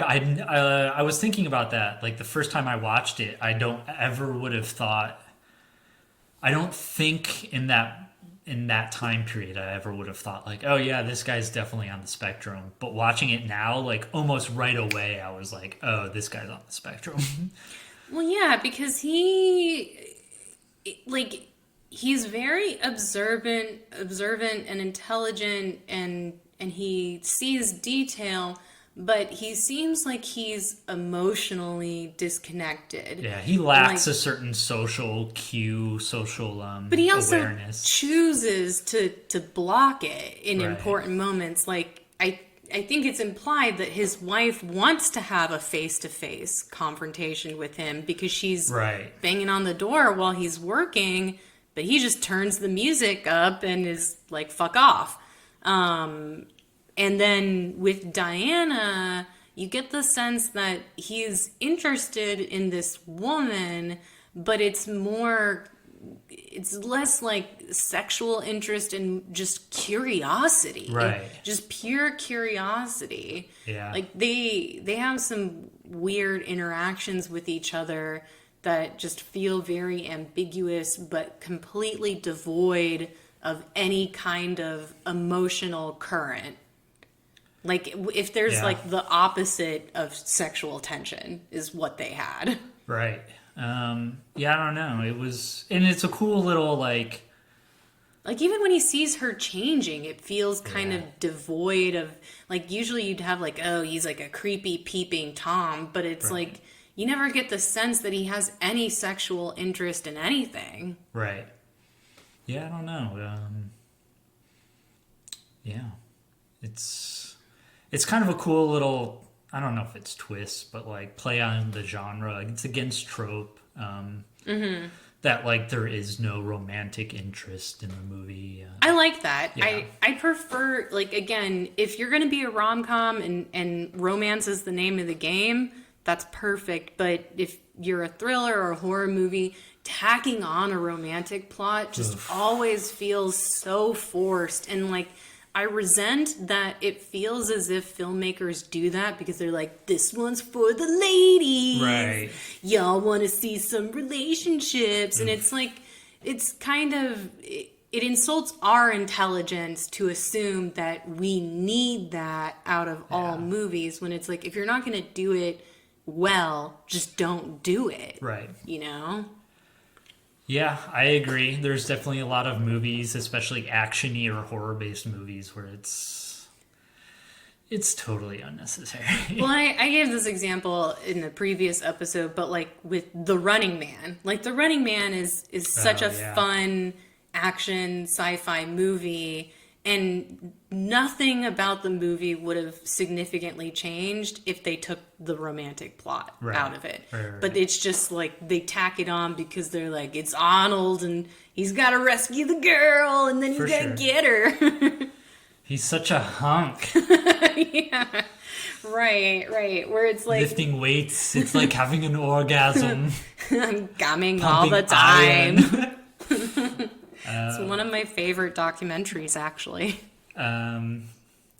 Yeah, but I don't know. I just really liked his whole performance and his kind of quiet, subdued performance. And I really like how this movie, even though it is quiet, it's got enough like teasing you along with what's happening that it. I never really felt like I was watching the clock to be like, ugh, this. I mean, it's just over 2 hours, but I never felt like, even though it is slow. It's about atmosphere. Like, I felt Yeah. like going into this movie, it made a few things clear from the very get-go where Right. I didn't go into this movie thinking like, oh, it's gonna be guns a-blazing. Right. And I knew that there was gonna be some kind of criminal plot because they tease us in the beginning with the with Esteban's dream crime sequence. But like, I feel like the movie did a good job of communicating its atmosphere so that I didn't expect it to change and become like, Baby Driver or something like that. Where like movie tone, I think does a lot to set up what your expectations are for what's going to happen next. So like, I know it's like, okay, this is a slow atmospheric movie where there's going to be some ambiguity. Yeah. And like, even before I'd seen the end of the movie, I had a pretty good idea that we were going to end on a fairly ambiguous note. Like, this wasn't going to be a movie that ended with Esteban throwing money into the air and jumping on his back. Right, like Scrooge McDuck. Or what's his, yeah, like Scrooge McDuck, exactly. But it's like a different kind of heist movie would have that moment, right? You know, and they'd be like, "No, we have to have that moment." Yeah. But that's not what this movie was going for, and like I appreciate that kind of consistency where like it gave what it promised to give. Yeah. It's very much just like a very hidden gem kind of movie where I think I could very easily recommend it to people.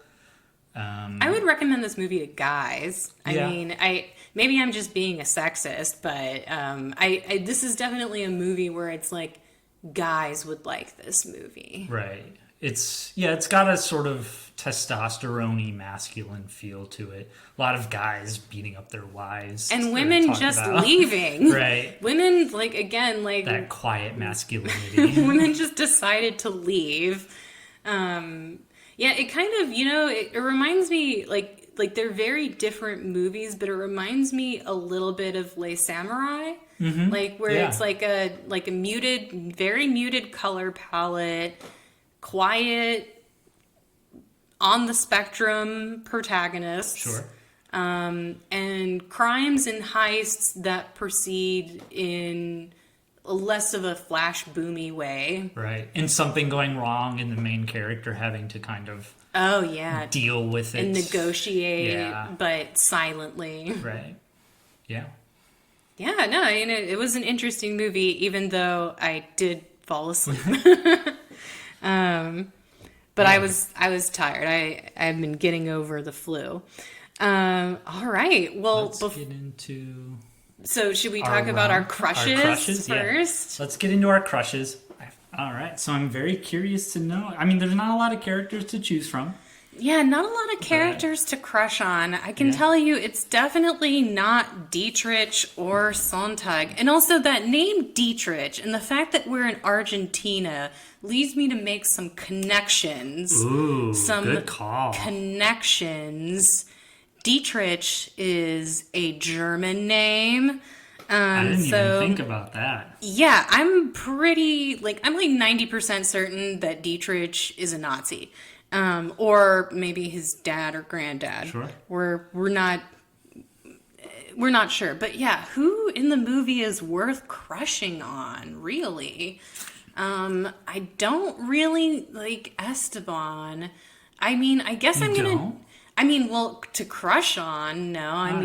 He clearly doesn't have a great track record with his relationships. And I would be, if I was trying to get Doug's attention and he just turned up the volume on whatever he was listening to, I would be so livid. I don't know, Hard to get. Women love it when you play hard to get. not when you're already in a relationship. I think you can stop playing hard to get once you've been gotten. Right. At that point, there's really no need to be coy. I guess Diana, because I'm going to just say Diana because she was pretty and she had good hair. Okay. What about you? Gotcha. I really liked Esteban, but I don't want to pick the main character. I try to steer clear of that. But why not? If you crush on who you crush on. I really liked Montero. Was that his name? He was sort of the long-haired older one? The one who gets injured? No, the other one. Oh, the other one. I like the hot shot one. Oh, yeah. I like him because he's the one who trigger happy. Yeah, I like the one because he's the one who's like, no, I always like the character who does what you should do, which is like, no, we should just get out of here. We should just call it a day. I have a bad feeling about this. It's kind of fucked up. There's too many variables that are unknown. Like the fat kid in Let's kids' just go. movies. Yeah. And then he kind of turns, he's like, he shoots Julio and he's going to shoot Esteban. He's like, well, what did you think we were going to do? Trust you and then split the money with you? Like, come on. I did like that. I did like that and then a he lot. kind of just gets, he gets his comeuppance in the end. He gets shot by our hero. And so I kind of liked his character. He was that delicious amount of evil enough, but he was also that, responsible amount of evil. Right. No, I like that. You're right. His character had some good layers. Yeah. Yeah. Yeah. All right. All right. I'm Let's very get into curious these rom-coms. about your... Okay, I'll go first Yeah. then. So I feel like you're going to know where this is going when I tell you the title, which is Weekend at Dietrich's. Oh, no. Oh. So, Act 1, Esteban is a taxidermist down in the dumps after he's been left by his wife because he lacked pasión. He decides to go with Sontag on a hunting trip, just like in the first movie, to do something different and prove he's a man. And then these two bumbling guys, they get into some road hijinks, like some National Lampoon style snafus. So this is, I guess, more of a bro comedy than a rom-com. Gotcha. But Diana's the girl. As much as I know I just ripped on adding romantic plots where they don't need to exist, but since this is ostensibly a rom-com, there is a love plot between Esteban and Diana. So once again, the accommodations are full, so they go to Dietrich's cabin. The cabins are even more shabby than they are in the first movie, but like hilariously so. Sure. You know, like handles breaking off and stuff like that. And Sontag doesn't want to stay, but when Esteban sees Diana, he insists that they do. And then they also meet Julio, which is Diana's brother and an aspiring drag queen. I don't know. I just thought it might be fun to make Julio a drag queen. So while hunting, Esteban looks through his rifle scope and he sees Dietrich and Diana arguing. And just as it looks like Dietrich is about to come after Diana with a knife, Esteban accidentally shoots him. So the commotion brings Sontag, Esteban, Julio, and Diana to the same spot, and they all look on Dietrich's dead body. Diana then reveals that Dietrich was a bad guy and a criminal mastermind. Of course. Which, of course. But they've got a problem because Dietrich was planning another big heist, and his buddies, Sosa and Montero, are on their way to the cabins now. So Sontag has an idea. They should put... they can put sunglasses on Dietrich and carry him between him and Esteban to make it look like Dietrich is still alive. Yeah. And then Diana and Julio go along with the plan because they don't have any other ideas. And the rest of the second act is just increasingly bizarre attempts to convince Sosa and Montero that Dietrich is alive, like making it look like Dietrich is having dinner with everyone. They also include him in on one of Julio's drag routines. Like, again, Yes. I just think having a drag routine or musical sequence is they dance around Dietrich's dead body would just be great. This also gets Esteban and Sontag deeper in trouble because now they have to take Dietrich's place in the heist. Right. And then meanwhile, Esteban and Diana are getting closer and he shares that he has epilepsy and it's like cute. But much like the cop in your movie, I didn't really have time to write in the growing intimacy scenes between Esteban and Diana. Maybe when they're working Dietrich between them, his body falls over and they kiss. I don't know. But yeah, they're getting closer. So now we're getting into the day of the heist, and again, it just goes spectacularly wrong, but they're still able to get the locked armored truck to Dietrich's cabin. And then once there, just like before, Sosa and Montero shoot Dietrich because they think that he's alive and they don't want to share the loot. So they're like, fuck you, Dietrich, not realizing that he's already dead. And then Esteban, Sontag, and Julio knock out Sosa and Montero. But then a new guy comes, and it's Urian, the inside guy at the casino. Yeah. And just as Urian is demanding to know what the hell is going on here before he shoots them one by one, Diana takes him out with a rifle from beyond the trees, so she snipes him. And then she nods to Esteban because she totally did that for him, and then asks if they're going to have to pretend Urian's alive at the casino. And then they all laugh. So, weekend at Dietrich's. I like it. I can imagine when Esteban shoots Dietrich, he shoots him in the eye. So that's also why he needs the sunglasses. Oh, yes. And then when they shoot him, the bad guys shoot him, they shoot him in the other eye. And you can have a little humor there of like, eye shooting out. Oh, yeah. I definitely want, like, stuff happening with Dietrich's dead body. Yeah. I mean, I almost worked a voodoo curse in there, like a Weekend at Bernie's 2. I've never seen a Weekend at Bernie's. You've never seen them? Is it worth watching or no? Oh, my God. No, not at all. But I don't know. So, like, there's certain, like, you know, like how you mentioned your Blockbuster days, right? Yeah. I feel like the changes in technology have really changed the ways that we find movies. And so for me, Weekend at Bernie's came during our pre-streaming days. Right. Back when we used to watch TV, and there were a few movies, most of them like middle grade, that they were just playing on TV all the time. Weekend at Bernie's and Weekend at Bernie's 2, they were just always on TV, always on TV. And I watched them, or I got into watching them because I don't know if this ever happened to you as a kid, where you got tricked by the animated opening sequences in older movies. Like No. Like they used to do this in the 80s all the time, where they would open a movie with cartoons. Like they do it in Grease, and then they do it in Weekend at Bernie's, where I think like, oh, this is Looney Tunes. Like I'm about to watch a hilarious cartoon, but it's just the opening sequence. But yeah, in the second Weekend at Bernie's, which I don't know how they managed to work this dead body into 2 different full-length movies without him decomposing in either.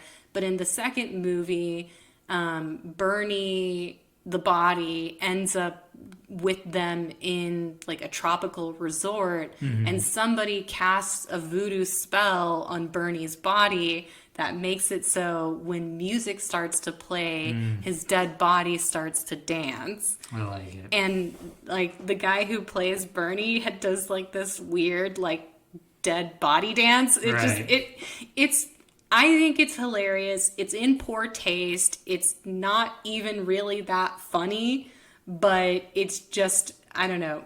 It's a fascinating moment in our cultural history.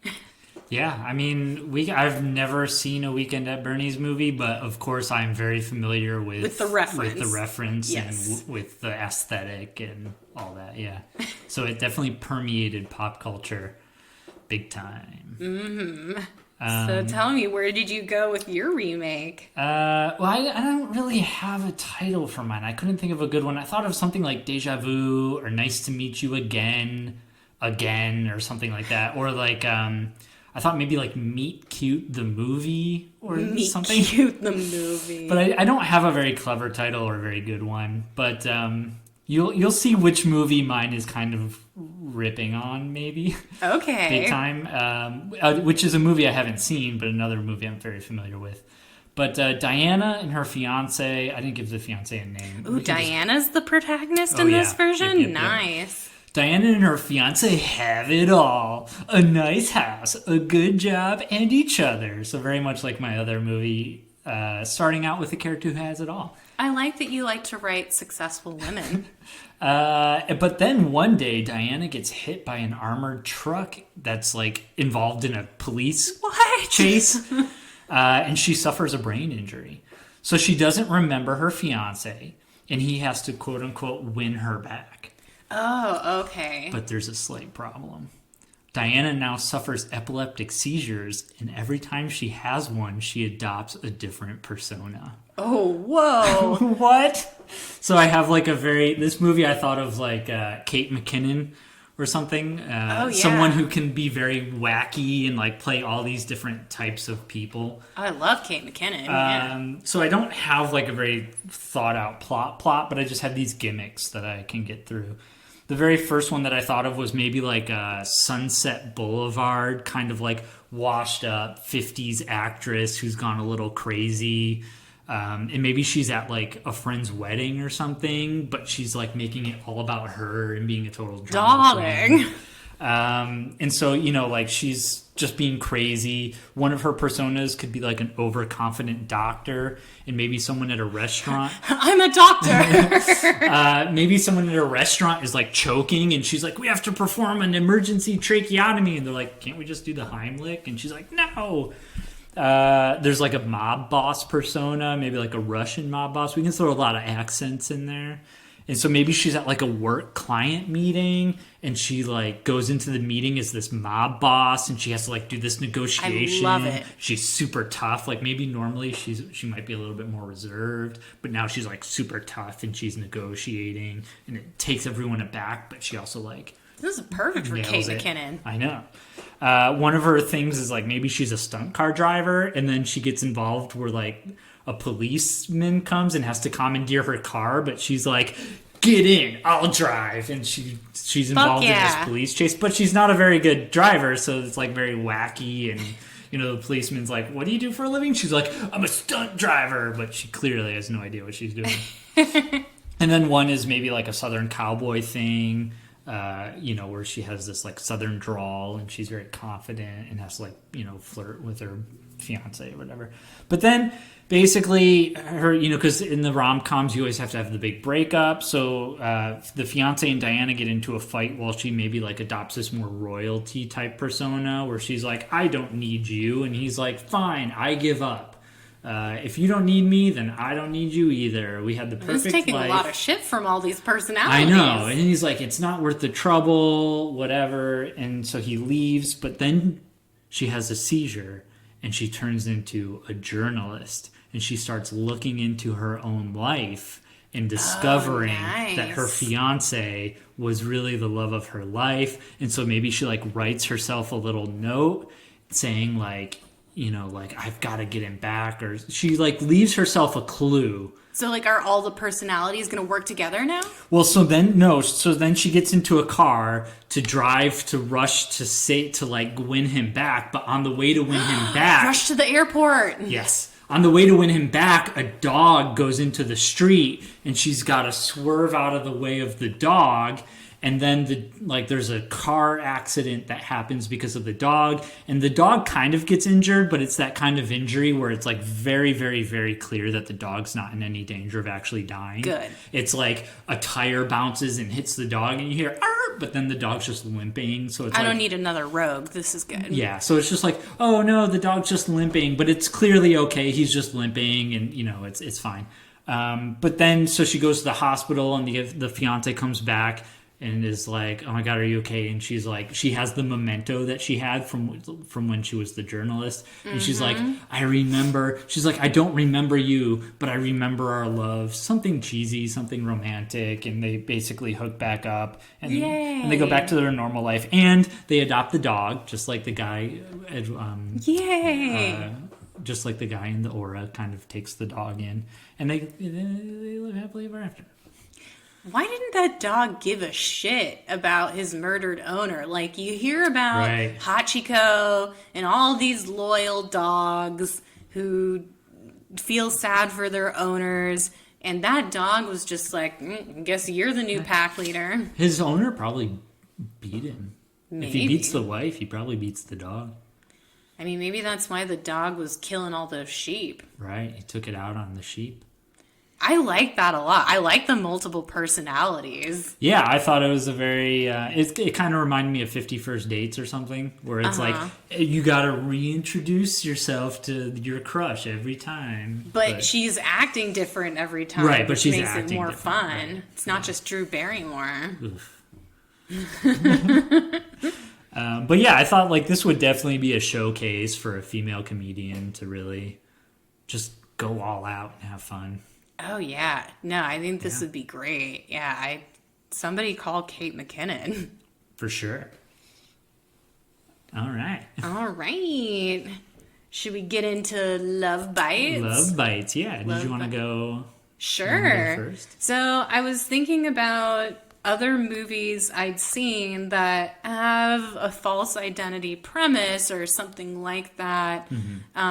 Without giving you too many spoilers. The movie that I landed on was actually one that I saw in theaters with Sonia. We went to go see a little movie directed by Paul Feig called A Simple Favor. Oh, yeah. And this movie, it's a thriller, but it's also a comedy. And it deals with, those layers of twists and identity that you typically find in a good thriller. But then because it's Paul Feig who directed Bridesmaids, he has kind of a feminine comedic twist to it. The main character is played by Anna Kendrick, and then Blake Lively is playing opposite her. Both of these girls are rom-com royalty. They've definitely done their time in genre films, and it just seems like they're having so much fun in this movie. Oh, and then also the hot guy from Crazy Rich Asians and Last Christmas, Henry Golding, I think his name is in the movie as well as the guy. Whereas, like, most male-driven movies, they have the girl. Right. I feel like Henry has become the guy in a few Sure. female-driven projects, and he's great at being the guy, just the generic handsome guy that everyone wants. But yeah, I don't want to ruin the movie by telling you too much about it. But yeah, if you're looking for a fun female-driven thriller comedy that has kind of an identity theme to it, A Simple Favor is a lot of fun. All right. Yeah, I remember Sonia coming back saying it was pretty good. Yeah. So They had a joke about Diabolique in the movie that made us laugh pretty hard. Okay. Interesting. Yeah, I'll have to check it out when it hits HBO or something. Yeah. No, I mean, I actually think A it's good on rainy Hulu. day. Oh, is it? Yeah. No, there you go. I don't play a lot of video games anymore, Oh. but I bought a game that I like. I really like. It really drew me in. It's a game called Hollow Knight. Hollow Have you Knight? heard of Hollow Knight? Is it? I've heard the name. Is it a side scroller? It is. It's a side scroller. It's a Metroidvania. It's kind of described as like a Dark Souls-esque Metroidvania. It So is it's pretty hard. hard. It is. The cool thing is that all the hard stuff about it is sort of supplemental. So you could get through the game on it pretty easily and just beat the game and get the very standard ending.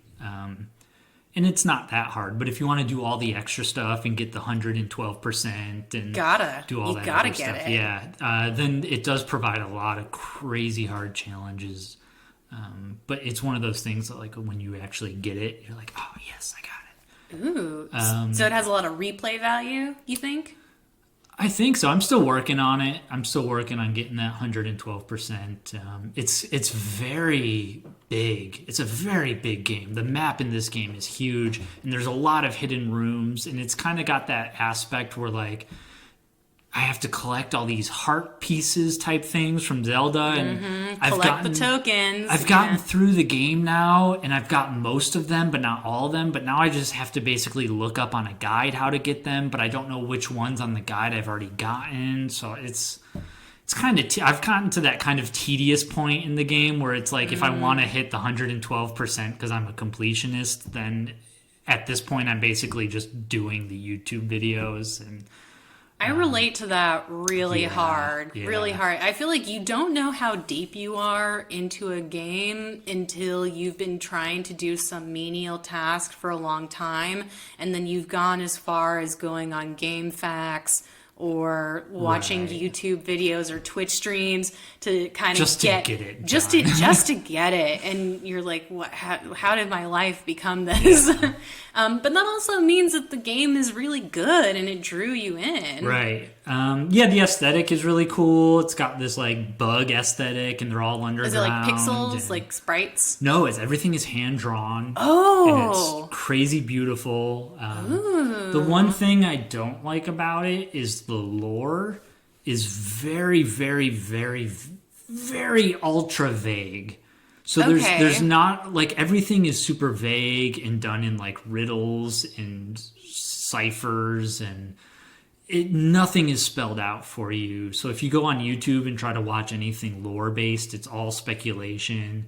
And I kind of like my lore to be maybe a little bit more cemented and firm. is that important to you in a video game that it has a good story? Yeah, I like the story. I like a game that's kind of point A to point B. So if something very Mario-esque or Metroidvania-esque that's like, just get it done. I don't really like a lot of open world games.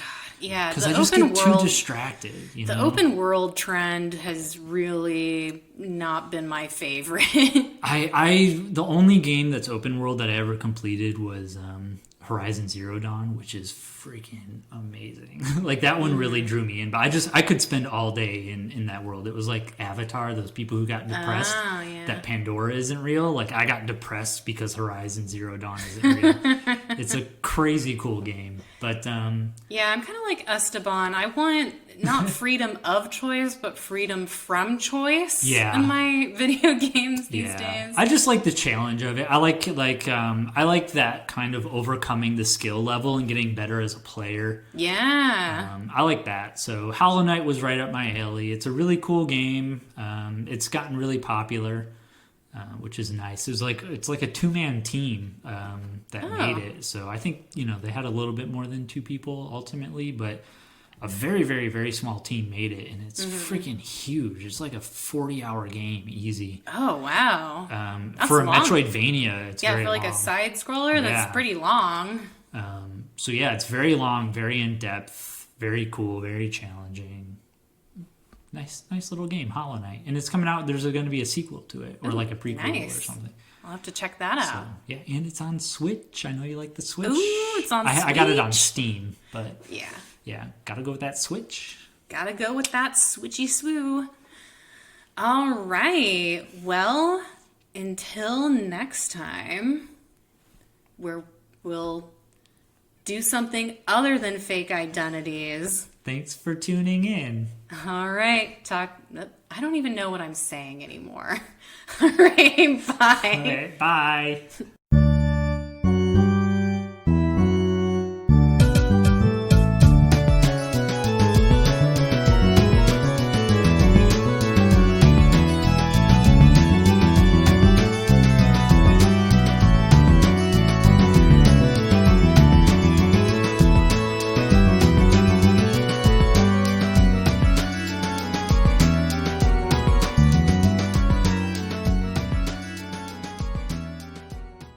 Necromancer is produced by Bret Dorman and Shira Moore. The theme song is Symphonia 3 by Kevin MacLeod on the album Oddities.